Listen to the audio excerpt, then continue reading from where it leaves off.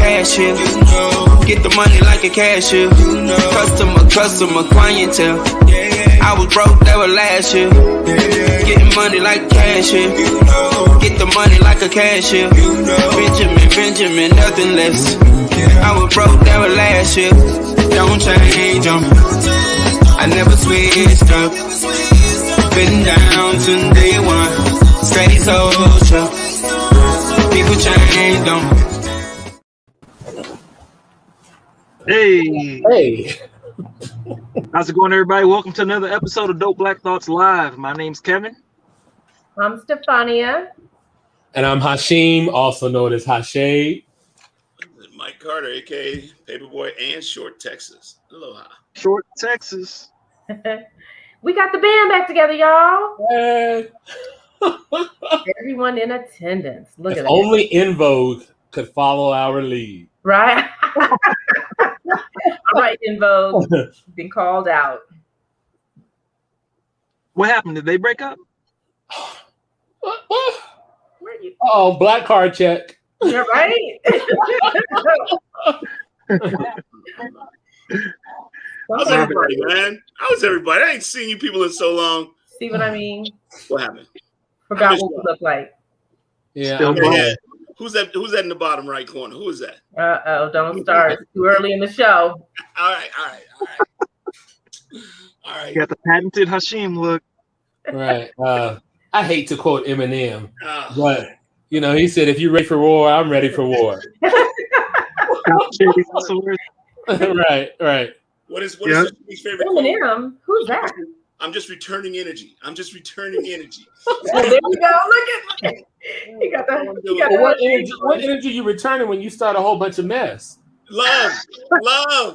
That's all. That seems like that Cain and Abel love, and I don't need it. That's nothing but love, Hashim. Yeah, okay. Nothing but love, Sister Gagos. Nothing but Brotherly love. Nothing but love. Love for you, baby. Don't love so hard. It's like hugging a porcupine up in here, man. Right. So yeah, what's new? Because the first title on our topics was racism. It won't stop. Well, that's not new, right?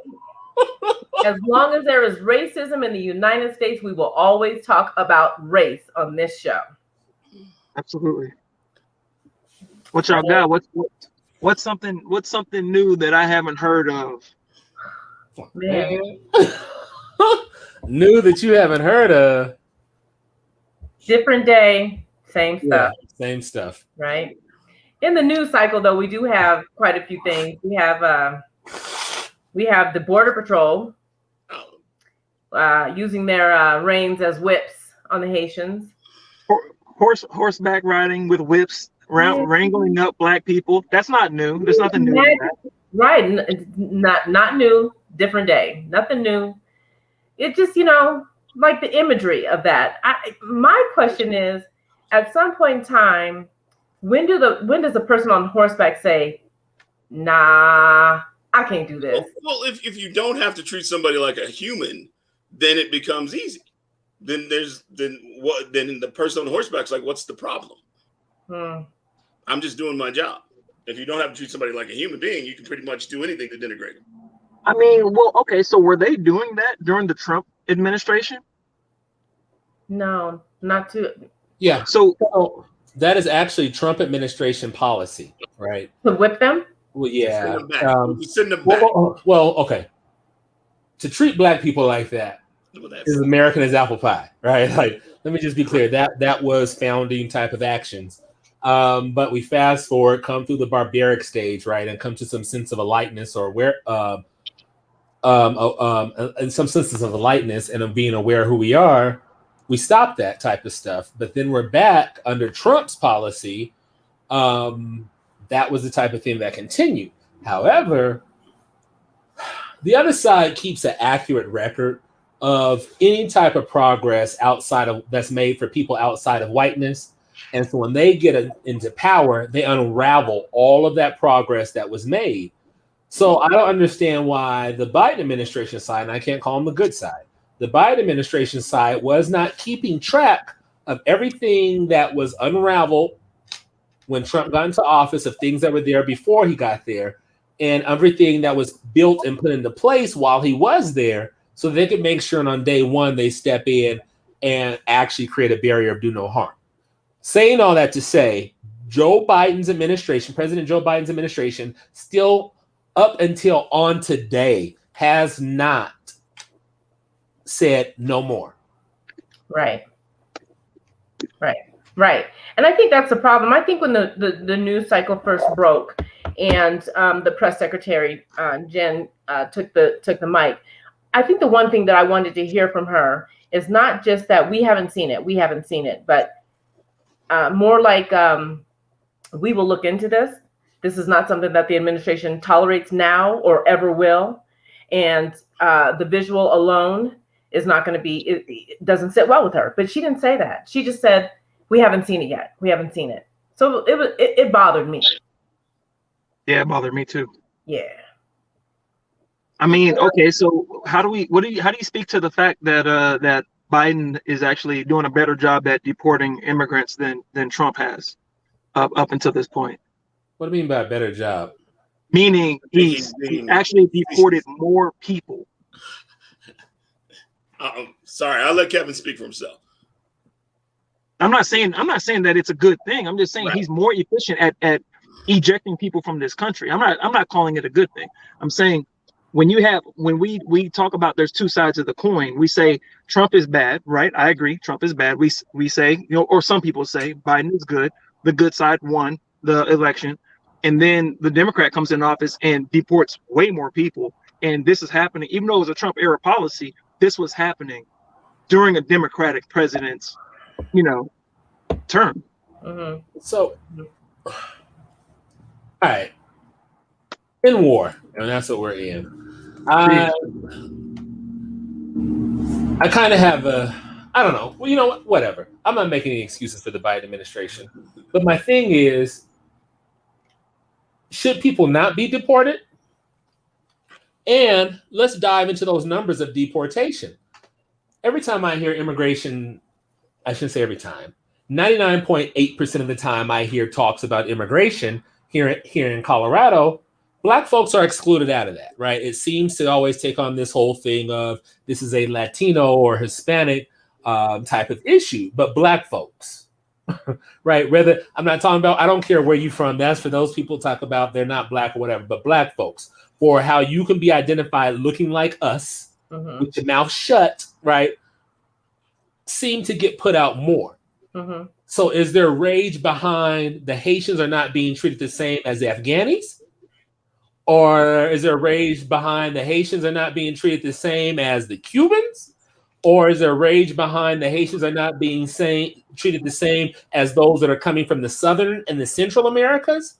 Or is it the rage that those from the continent of Africa are not being treated the same as those that are immigrating here from everywhere else except for the continent of Africa? Mm. Well, I mean, never forget, we are a nation of immigrants that on a regular basis, has been waging war against immigrants. Stolen property. Forced and voluntary. We're a nation of immigrants that has been literally waging war against immigrants. If those Haitians spoke Spanish and said they were from Cuba, it would be completely different. It would be completely different. We would not be seeing what we're seeing. They would not be sent back. And one of the things Kevin said was, the Biden administration being efficient. What we didn't see and what you didn't see on the airways was before all that happened, they had already started airlifting the Haitians back to Haiti. I don't know if anybody here knows what was going on or has been going on in Haiti. I don't even know if they have a president as of now. No, I didn't know what's been going on. Go ahead. But I know every time there's a massive influx, there's always something going on. There's always something horrible going on in their home countries. And 9 times out of 10, you go and look, it's not just, hey, our economy was great. We weren't overridden with crime. We weren't starving. We just decided we want to walk to another country. I've never really just seen that happen.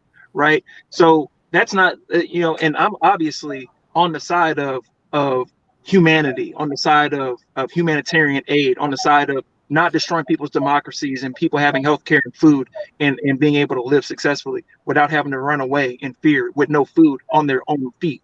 That trail they have to walk to get to America from Mexico is a deadly trail. That bridge that 10,000 people were living under and near was a hovel, like it wasn't, that's not humanity. So, I don't have solutions, but when we have a racist president who can't get rid of people, I mean, okay, so going back to as far as March of this year, the Biden administration was already skewing their numbers on immigration. They were caught. The Associated Press caught them at misrepresenting the amount of children that were being turned around at the border, the amount of unaccompanied minors that were being turned around, the amount of refugees and immigrants and asylum seekers that were turned around, no matter what their situation was. So, like, I know Trump and them were doing that, but he's on our side of our team. I hate to say our team, but he's on our team, and we're gonna hold on to the same stuff. The kids in cages. We still saw kids in cages. I'm throwing air quotes because it's not that simple, and I know that. But we see a whole lot of the same stuff we hated about the Trump administration in this administration, at least when it comes to this subject. Well, until we are willing to embrace diversity, we're going to find ways to separate ourselves, and we're going to find ways to make people, we're going to find ways to treat people inhumanely until we start embracing the differences. Until that happens, those differences are going to be used as tools to treat somebody different, to treat somebody inhumanely, to hurt someone. Here's the problem I have, and it's not like we don't have the room for those seeking asylum here in our country. It's not like we don't have the room. It's not like we don't have. We talk about ships being in the harbor or being out at sea that can't dock at the ports, and so consequently we have our markets that are going bare. Because they said when they do dock, there's nobody to take the goods off the ships and unload them. We need dock workers. It's not like we don't have the room. We have plenty of places that we can build temporary shelters and then vet them in as time goes on. I saw this number the other day. There are 57,000 unauthorized immigrants from Canada in the United States. They are doing nothing about that. But a Haitian steps one toe in the United States, and they've got whips on their backs. They're on the horse. Yeah, there's a problem. It should not be. Yeah. And what's so amazing to me is that there are far too many of those people in the positions that they are in, the Border Patrol, who are willing to do something like that. You are the problem. You're the problem. If something in your mind did not click and say, I don't want to I'm not going to whip this person. This is a human being. I'm not going to whip them on the back. I'm not going to, they are seeking assignment. Who doesn't know what was going on in Haiti? Everybody knows. So with that mindset, you're still going to get on your horse and start whipping people and making deportation your number one goal. Biden, I think, needs to be a lot more vocal about what he's going to do about this issue. And he needs to be more vocal now. It's not okay to just sit back and say, this was a Trump era. This is something that happened in the Trump era. We're just going to kind of going with it. You're the president now. Step up and put your big boy pants on and make a decision. Hey, Anderson has entered the chat. Don't nobody care.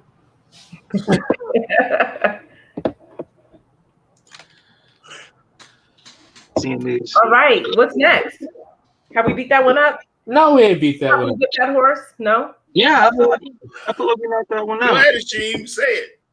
No, I don't know. I mean, it's so redundant. So if we look at Haiti, right? Haiti is still suffering for what they did way back in the 1700s, right?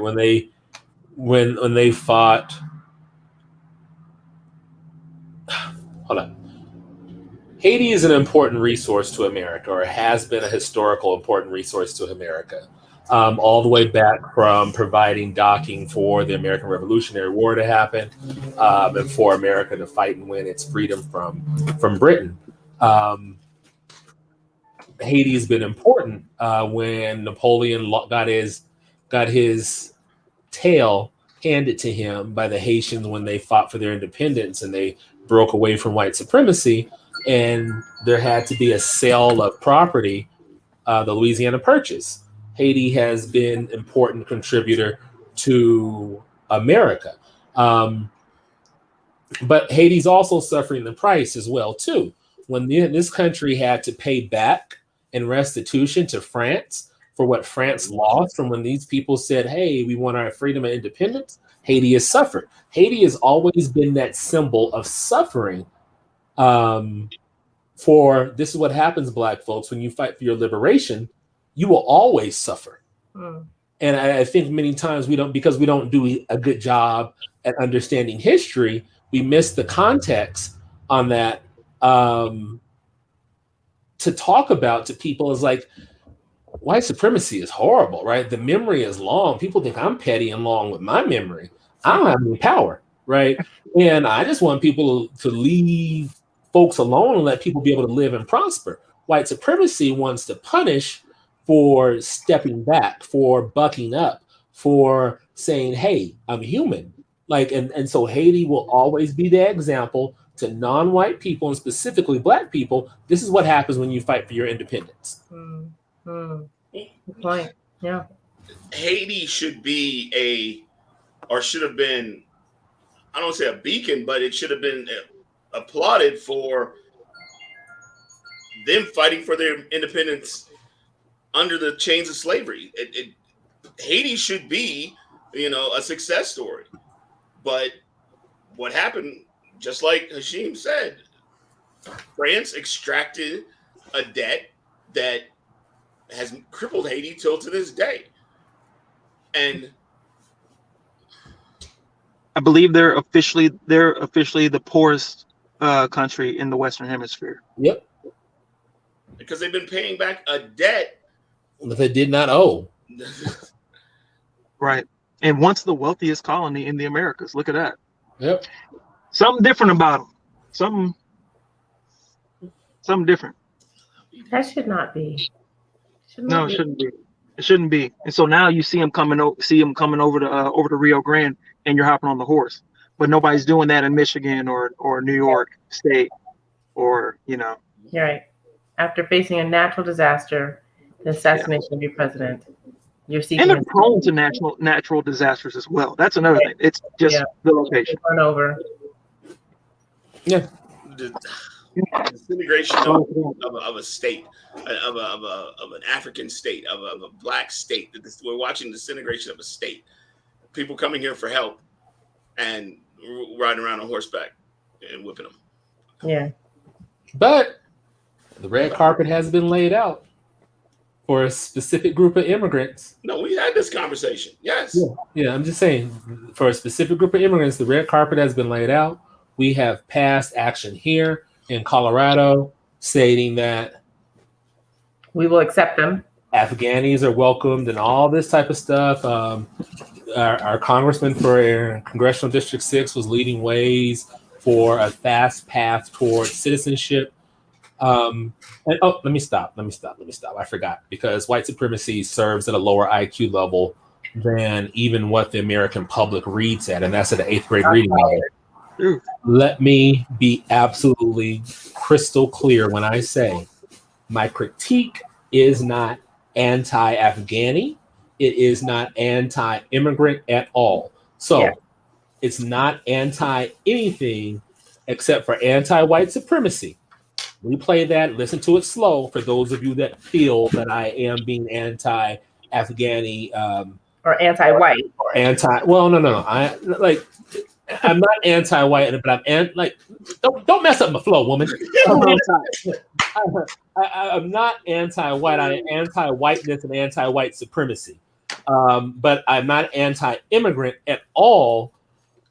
I just want to be clear that I want to point out the differences on this, right? Here you have Haitians who have done everything they could to fight for their own independence. And sustain themselves.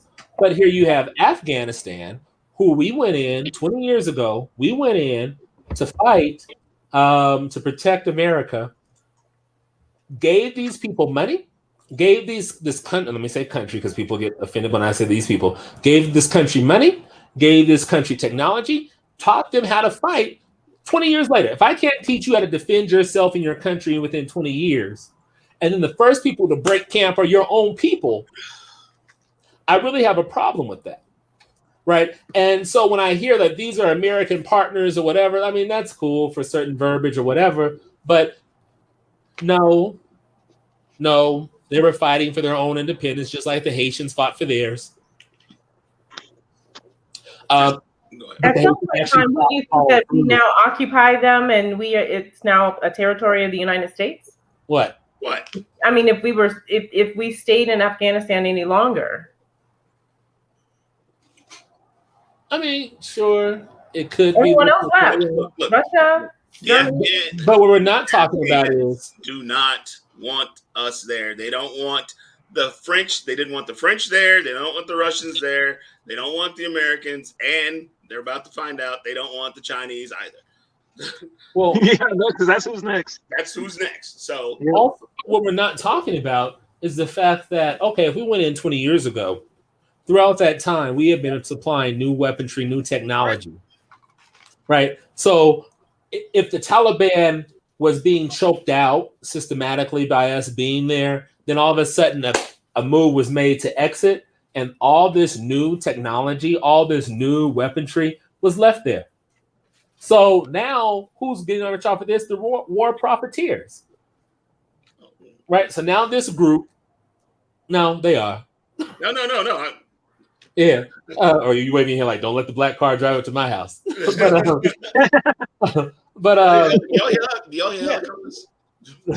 that's what's happening right now. We're not talking about that.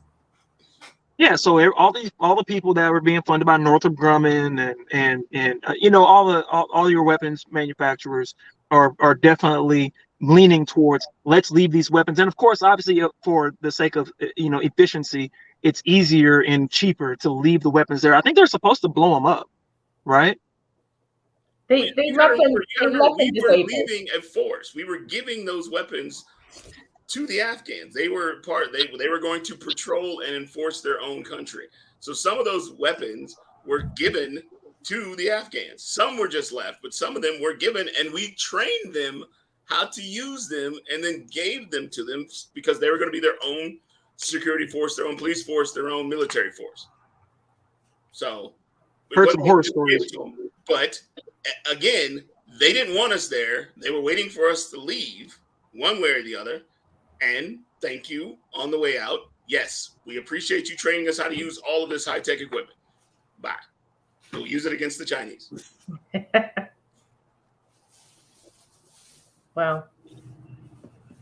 Speaking of Chinese, we weren't. But I know. I was going to say, let's talk about Tay Anderson. I mean, you know, because this subject is already exactly right. Not even a smooth transition. Did you get that too? I was like, wait, that wasn't a good segue. You make it terrible. Let's talk about Tay. You know, Denver Public Schools director Tay Anderson recently censured by his board. I mean, thoughts. You know, the developments. I honestly haven't been following the story as much as I would like to. Just been staying away from a lot of news. Let's talk about the chain of events. All right. Who has the news on it? Everybody should have the news because it's been nothing but in the news. Yeah. And y'all know where I stand. Yeah. I've been talking about it.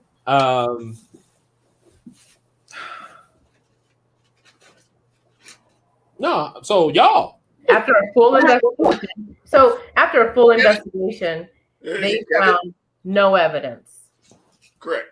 No evidence to support any of the claims that were made against Tay Anderson by, say his name, go ahead. Say whose name? The guy who levied the charges, who brought up the so the first one was BLM 5280 that came out March 26th and brought up the accusation from someone who was working with Joseph A. Camp, The second issue came up in May, I believe. Or actually, I take that back. Something Never Again Colorado wanted to jump on and co-sign, who was led by Madison Rose, who was an adult that provided drugs and alcohol to minors. Then in May, Mary Catherine Fleming gave a statement at the at the Colorado Capitol, accusing Director Tay Anderson of carrying out sexual assault. 62 children, 61 were undocumented. In one school district. In one school district during COVID, right? So that's like 5 a day. Or something like that. It's some ridiculous amount, right? Or 5 a week. I don't know. I didn't do the math on that. But listen, they were during lockdown on COVID. Stay in place.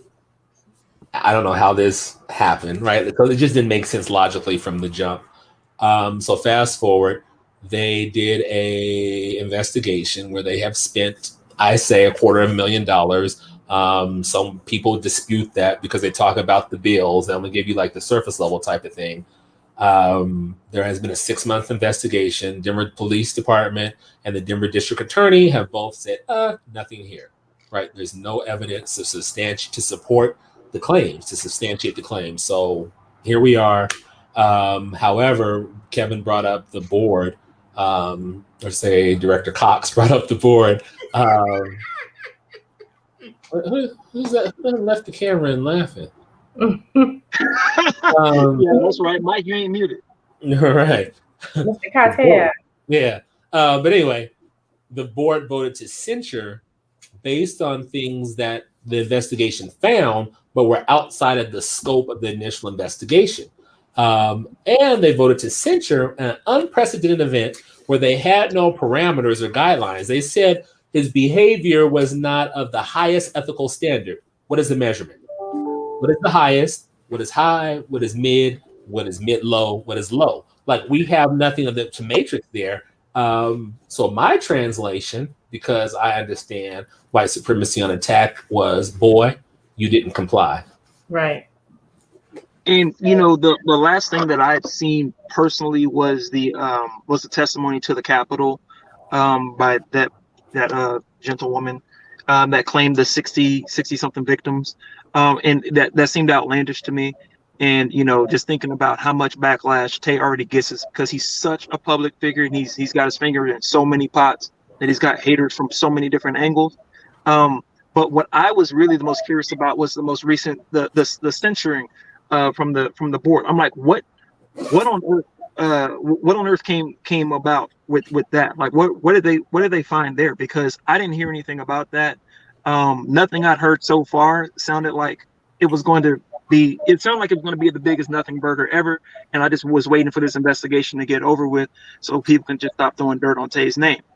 Now, I haven't seen the final reports. I really haven't been watching the news. So I'm saying I'm depending on you guys. Oh, no problem. I've seen the final reports, and biggest nothing burger ever that I've witnessed, right? Like, only thing larger than this that I've witnessed was the hearings on Benghazi. Yeah, I mean, there was nothing to see here, right? And some of us told you that from day one. It was BS. And even throughout this process, some people still don't believe it. We were told to wait for the reports to be over. We have the reports. People still don't believe it. But yet they wanted to censure him based upon things that the report found. And it was supposed to be intimidation and the texting of a minor, right? And so this report was reckless. The reading of it was reckless. I believe that the DPS board acted in a reckless manner. The news media acted recklessly. Well, that might be debatable. They've acted in a sensational manner that was reckless to a Black man's life, but actually used his name for clickbait for their own benefit. But the situation that happened with the texting to the minor was, the girl was 16, but he did not know that, right? The girl was 16, but it was not posted anywhere on her social media what her age was. So there was conversation. The report said it was non-sexual conversation that was had. And when Director Anderson discovered the girl's age, he ceased communication. What did they want? Like he was censured for that.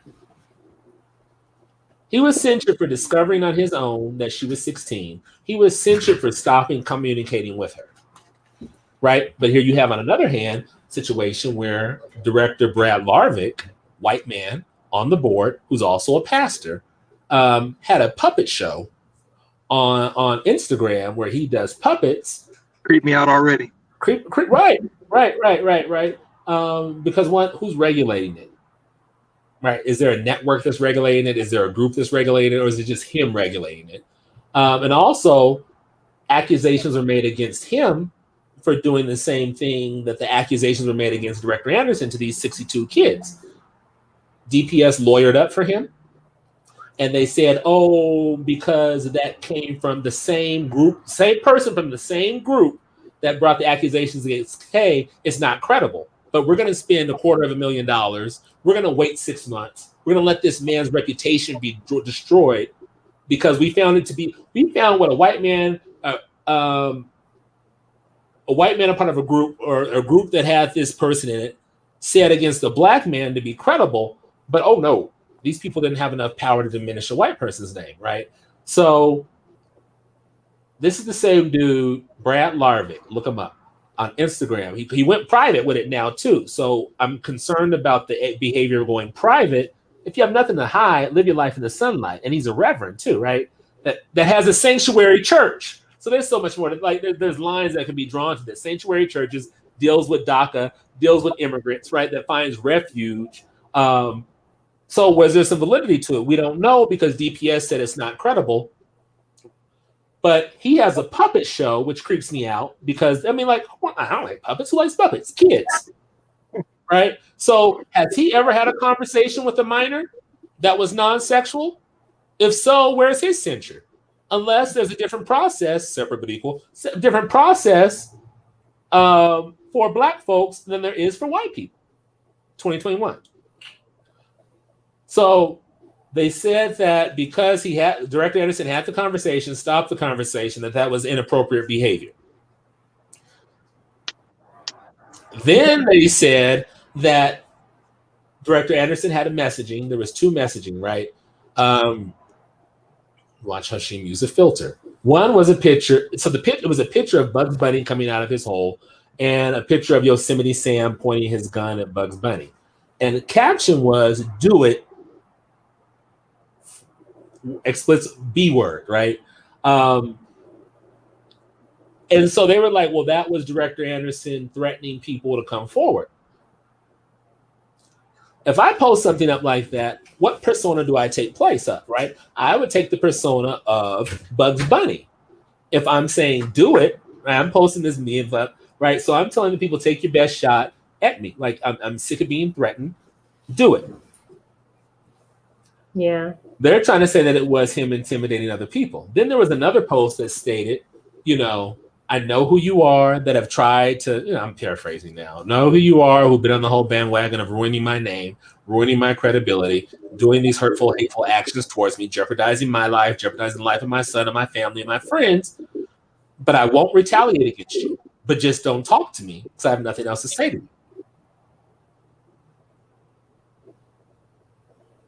Intimidation, threatening, yikes, right? So he got censured for that. Well, what's funny is after the censure process happened, Director Anderson went back to his duties on the board, and there's some board members who don't talk to him. Is that not shunning?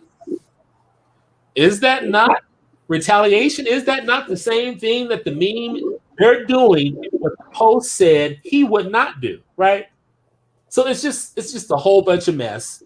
I believe that the board acted irresponsibly. I believe that the board acted to punish Director Anderson for his behavior before, that they could not control him.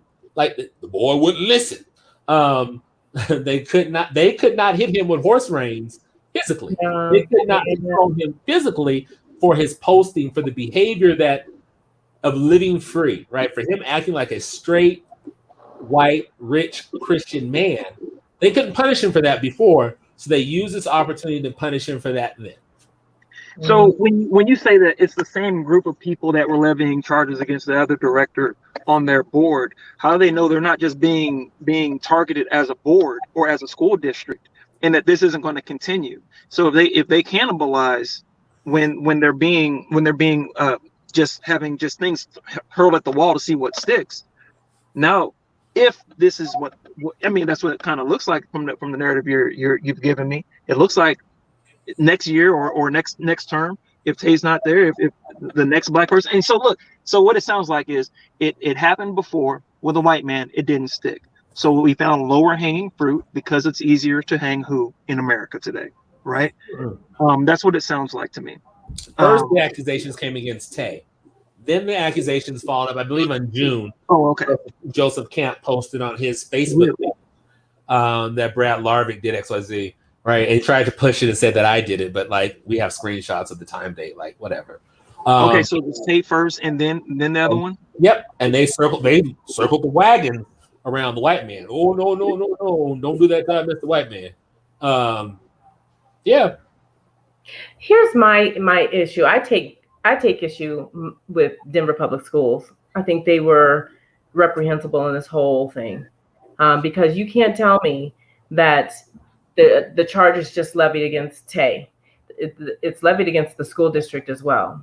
You have the 62 kids that they are saying were molested or raped in your one school district, and you didn't want to come forward and immediately and say you will not tarnish the Denver Public School name. You will not do that. Either have the hard evidence to prove it, bring forward your witnesses. Don't tell me that they're undocumented workers that we can never talk to. And the one person that they confided, all 62 kids confided in one person. Yeah. Two things. She's reprehensible. If this were a true story, she would be reprehensible for not reporting. The second thing is Denver Public Schools should have said, we believe in keeping our campuses safe. There's no way that we would allow one person to run through 62 of our students. Well, and I think that DPS should actually sue her, unless she's accurate that DPS is letting predatory behavior go on. I don't know if that's a lawsuit for her or if that's a lawsuit for the Colorado Attorney General, but anytime I have been a victim of people's rage when I was like questioning the validity or the logic behind the statement. People try to say, "Oh, I was his partner. Oh, I did this too." Oh, a guy running for school board, Jose Silva, said these type of things about me, and other elected officials like signed on to this type of stuff. And I'm like, what? But anyway, if the statement was that DPS is allowing a predator to do this, why? Right? Well, if people, if how can you keep your campus safe? The mandatory report, and they didn't mandatory report. Why are we still allowing these people to remain in their positions? Protect the kids. I've always said, protect the kids. Right. I don't give a damn who it is. Protect the kids. Exactly. And you're going to tell me one woman took the statement of 62 children and didn't report that until. So. It was too late. The other thing is I don't know who all here has tried to do work with the immigrant community, but it's a hard community to penetrate, right? And if my black skin has a hard time getting into these communities of color, right? And let's not assume that all DACA is just Latino, but has a hard time getting into these communities of color. These communities of color went to talk to a white woman who is basically new to the area. Right. They didn't go to their pastor. Well, they might not have went to their pastor if per the accusation, if the pastor, Brad Larvick, was causing harm. I wouldn't trust ministers either. But they didn't go to their friend. No one told a friend, and that friend didn't tell their parent, and that parent wasn't like, yo, this was happening to my son, my daughter's friend. Right. That didn't happen. And then compared. Like nobody else, did that. Nobody had an uncle or auntie that was about that life. Right, brothers and uncles never rolled up, right? What? That's what I was thinking. Right, and everybody thinks that the police owe Tay Anderson's black behind a favor. Yeah. Come on now. And Denver Post should have known better to just. But well, I mean, Chalkbeat put up an article saying that the most serious sexual allegations against Tay Anderson were unsubstantiated, and you know, I think the rest of everything else that was quote unquote substantiated is subjective, you know, and I think the DPS board is playing it safe and saying didn't operate with the highest moral integrity or however they worded that, so they can space themselves away as far as possible, which is a safe thing to do. I'm not sure about how well they're going to fare after this, because it looks like it's very easy to take one of you down. You just throw some BS out there, and you'll just cannibalize your own, just at first glance. But this is another story that we've heard over and over again, which is why for me I automatically have a grain of salt. You know, automatically when I hear something completely outrageous for a Black person that it has been an upstanding member in society, I have to give it a second look and be like, I want to see some serious evidence. So it's just me and you on the stream right now, Stefania. Look, I will talk directly to the viewers, because if anyone feels uncomfortable with this conversation, it's uncomfortable for me, right? Yeah. I'm still a sitting member on the school board, right? And you know, sometimes we don't know how to have these conversations. But I say this: if any of this stuff is true, that the most harsh and destructive charges, we don't want conjecture. I don't want death threats. I don't want people bombarding me with I heard this and that. I want you to go straight to the police. I want you to get evidence. I want you to get names, dates, just stories, all your allegory, all your conjecture, all your hearsay, and take that straight to the cops. Take it to Denver Police Department. That's not for us to do. We're not investigators. We're not police. You know, we're not DPS. We're not on that school district. None of that. But that needs to go. It shouldn't go to the state house. Why would you go to the state house to report sexual assault? I would go to the police. And I actually want to give this as a warning to anyone else out there that knows about someone running rampant with sexual assault. Don't go to your elected official. Go to the police, please, because they need to gather evidence so they can lock these people up so they don't victimize someone else. Right. That's the proper protocol. As a victim, if the victim is not strong enough to go to the police and they go to somebody to tell their story, that person really, I mean, somebody notify the school. I mean, if this were true, on the fifth child that came to her, she should have been at the school saying, hey, there's a problem. 62? Hit the fire alarm. Huh? Right. You're right on the first, but let's just take it, to the extreme. But on the fifth child, you still haven't gone and said anything? Yeah, like you said, hit the fire alarm. There's a problem. One black mama. That school would have been shut down. Doors would have been locked. Nope, nobody coming out this thing until we figure this out. Because tracks were covered because they're undocumented kids. It's the perfect storm. It's the perfect storm. Right. And I heard there was an NDA also. I heard there was an NDA as well. Like just some magical NDA. Right. Like who signs an NDA to cover up for first of all, nobody. But first of all, you can't create an NDA to sign up an illegal activity that would ever stand up in court. Right.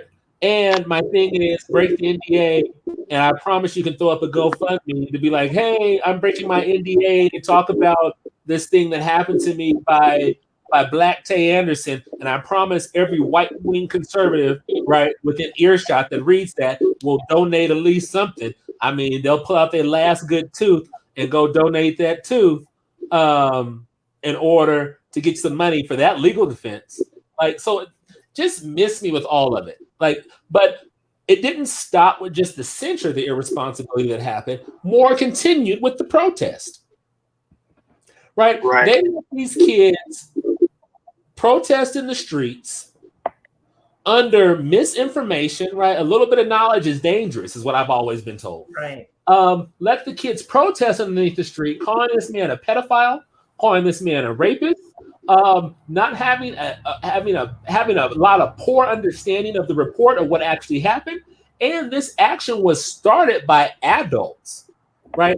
To jeopardize kids because there was really no direction that happened with this first post. It was just protest. Where are the kids going? Who's the responsible organization for when this happens? And how are my kids that walking down there are going to get back to safety? Like, who's being safe for the kids? Right. And you have principals. There were two principals that I know that did this in a responsible manner. And oh my gosh, I'm drawing a blank on the principal at Lake Middle School. White lady, principal at Lake Middle School, and black lady at MLK Early College, Kimberly Grayson, allowed for their kids to protest, but then brought their kids back in and was like, all right, now it's time to read, and now it's time to read the words of what it said, and let's talk about it. That's the responsible thing to do, right? So my critique of DPS and how they failed is left or right. I don't care what side of the aisle you were on this issue. They failed because they came out with the report only with punitive vengeance in their sight. They were blinded to this stuff, only to focus on punishing Tay. No one was thinking about the harm to the victims, right? Of victims of sexual assault, not from Tay Anderson, because there weren't any, but from victims of sexual assault outside of that, kids, right? How are we going to discuss these type of things in the school? Whether, period, whatever side the axe falls on, there was nothing done for that. No structure set up for that.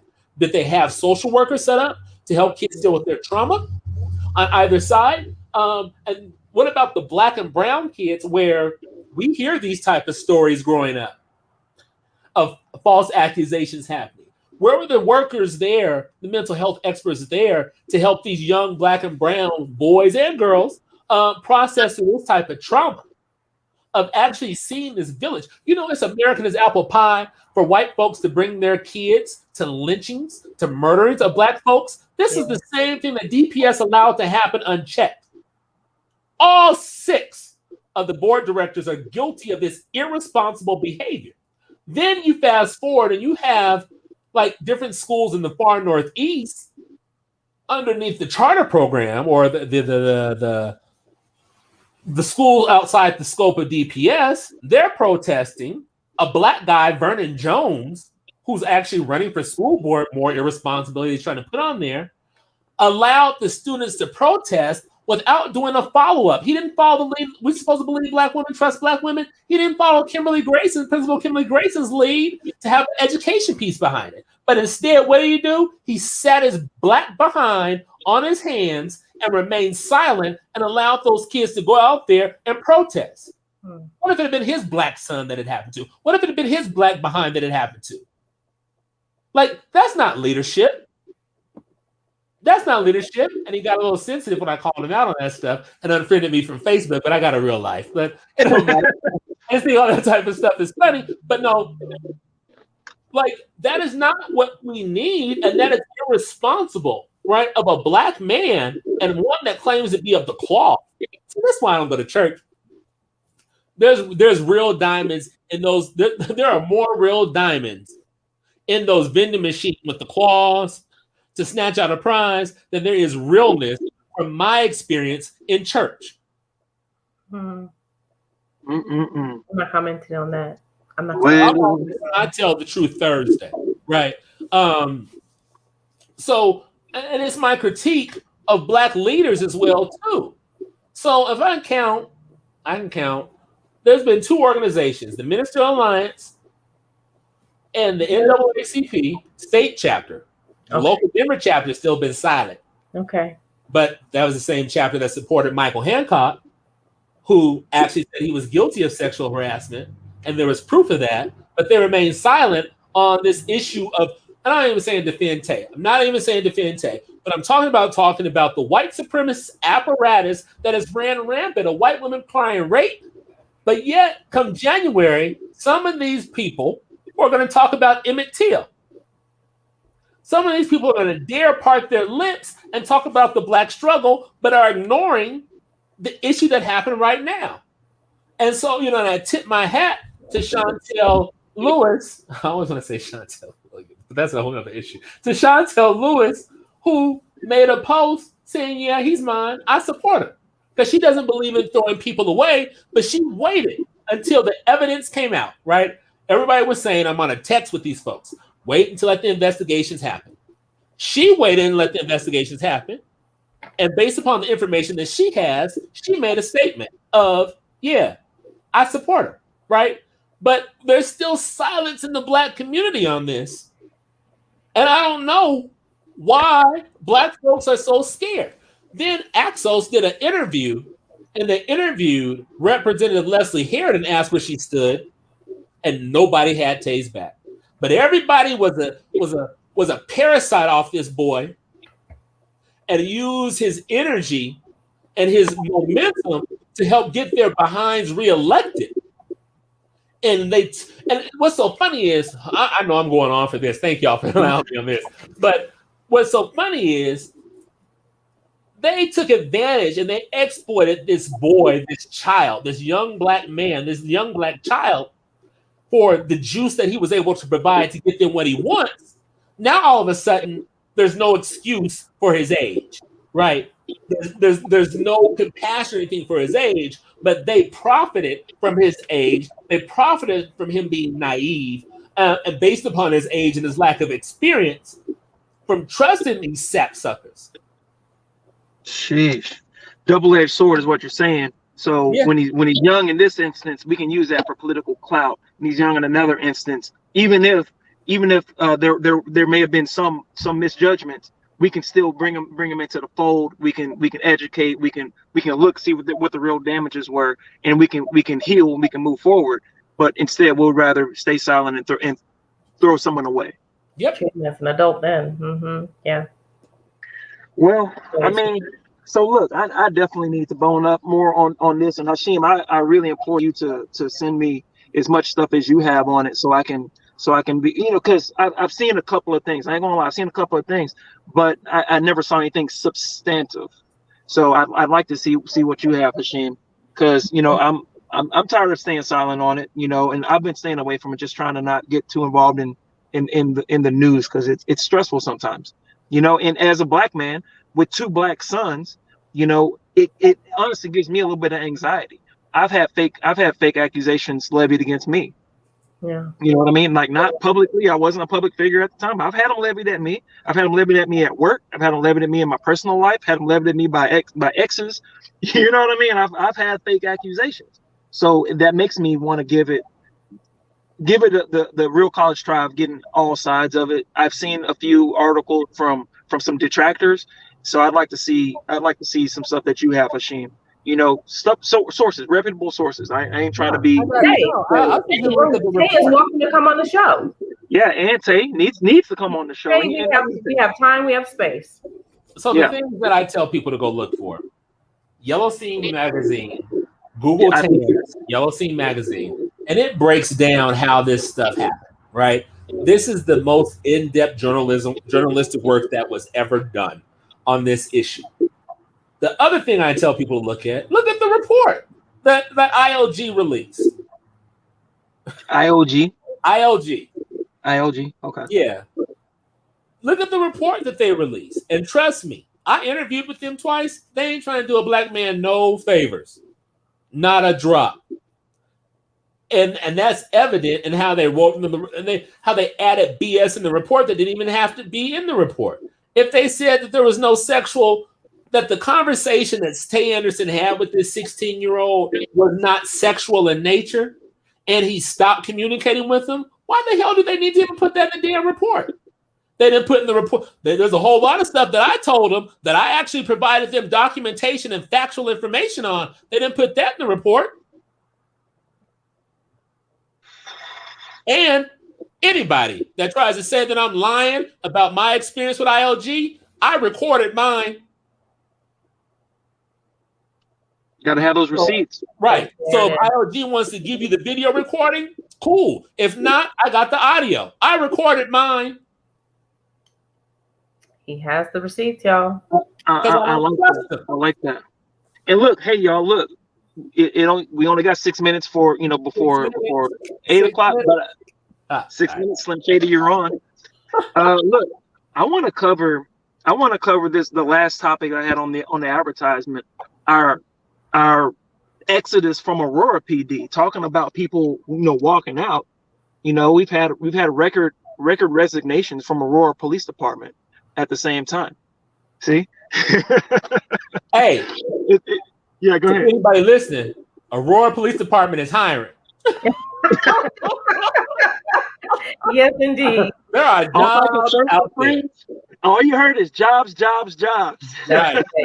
There's jobs hiring, and there might be some more to come with these mandates coming out for making folks get their COVID-19 vaccine.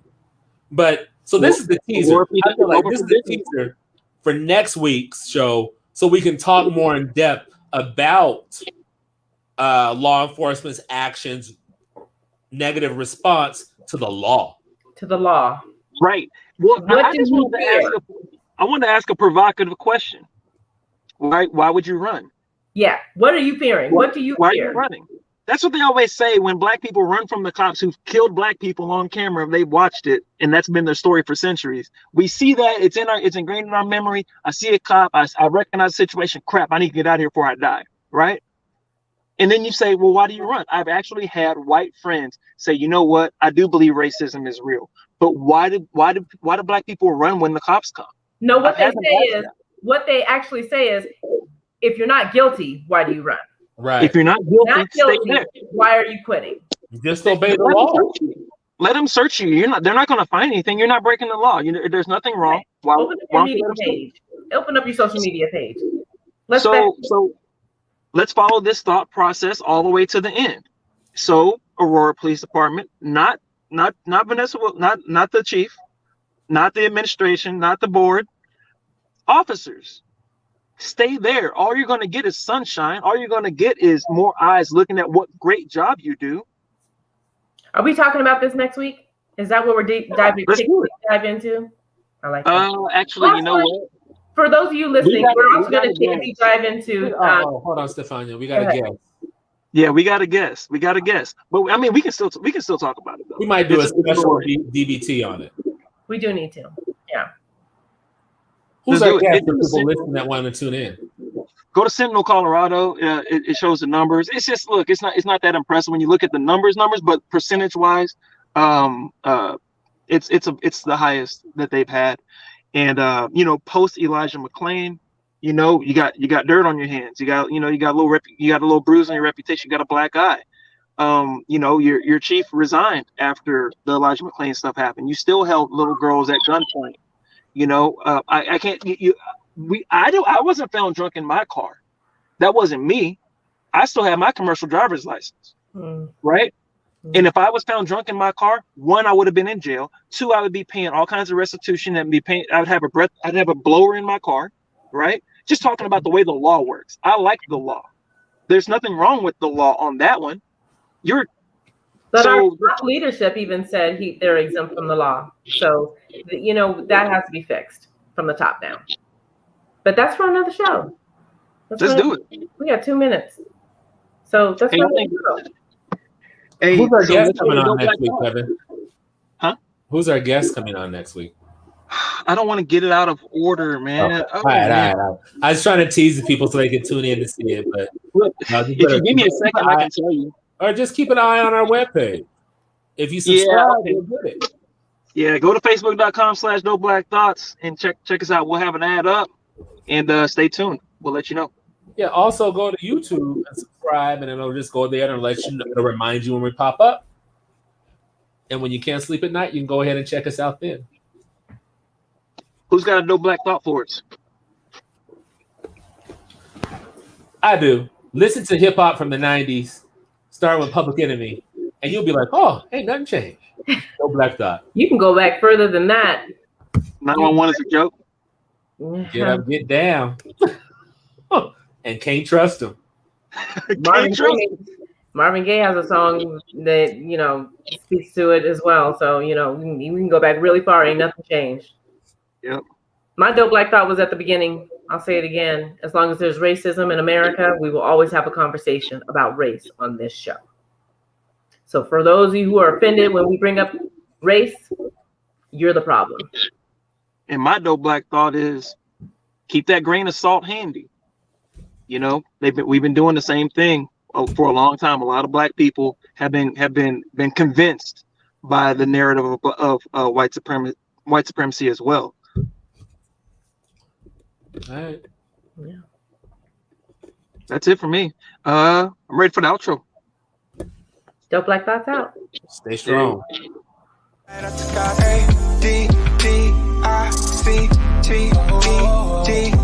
What is love? It's a drug. Let it rotate, then hit back in it. Calling me an Uber just to hit back in it. Use the cash out like pay, I send it. Is it really worth the wait? I don't get it. Divide and gravitate. Taste that wet emoji, got me higher out of space.